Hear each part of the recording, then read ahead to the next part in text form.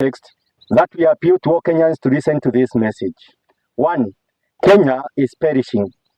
Dear brothers and sisters, our nation is seriously sick, and if we don't urgently find a remedy, we will all perish.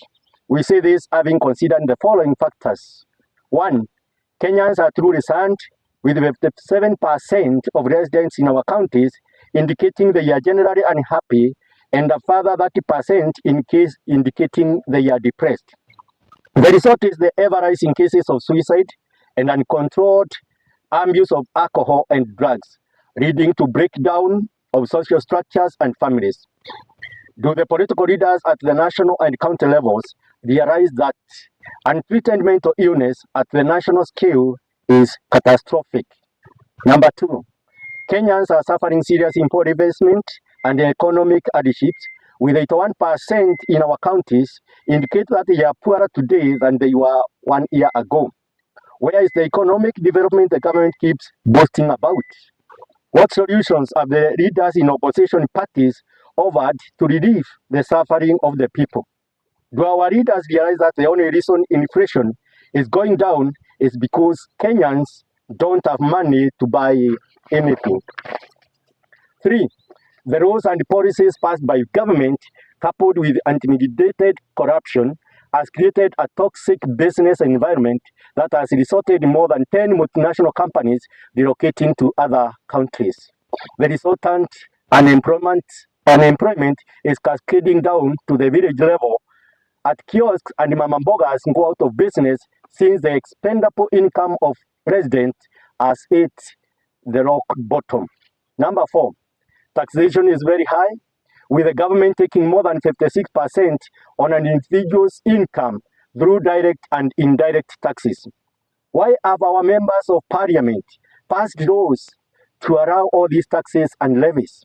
Number 5, the Kenyan economy is suffocating under the national debt that is reported to be shillings 12.6 million, with a debt of GBD ratio at 67.3%. It is so painful to remember that his debt has been taken illegally, with a strong likelihood that the money never reached Kenya before it was stolen.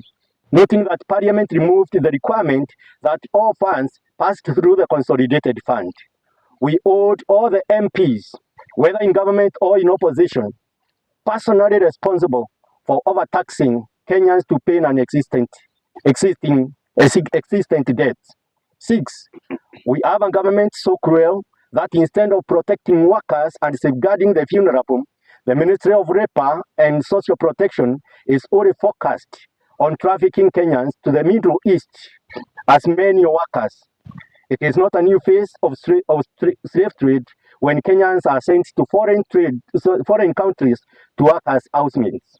Why is Parliament allowing government officials and their families who benefit from trafficking Kenyans to get away with this conflict of interest? 7, Kenya's future survival as a nation is thoroughly threatened by the persistent killing of democracy. For sure, democracy will not survive when politicians behave as if their only duty is winning the next election while they completely ignore their constitutional duties. To make matters worse, the Independent Electoral and Boundaries Commission, IEBC, has not given Kenyans any assurance that they are capable of organizing free, fair, and credible elections. Do political leaders realize that they are pushing Kenyans into adopting non-constitutional methods of bringing about regime change?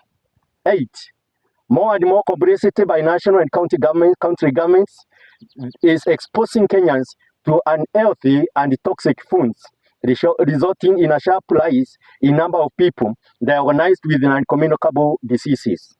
Government statistics indicate that 55% of hospitalizations and that 9% of deaths are as a result of NCDs, national non-communicable diseases, which include cancer, diabetes, hypertension, stroke, heart ailments, and cardiovascular diseases.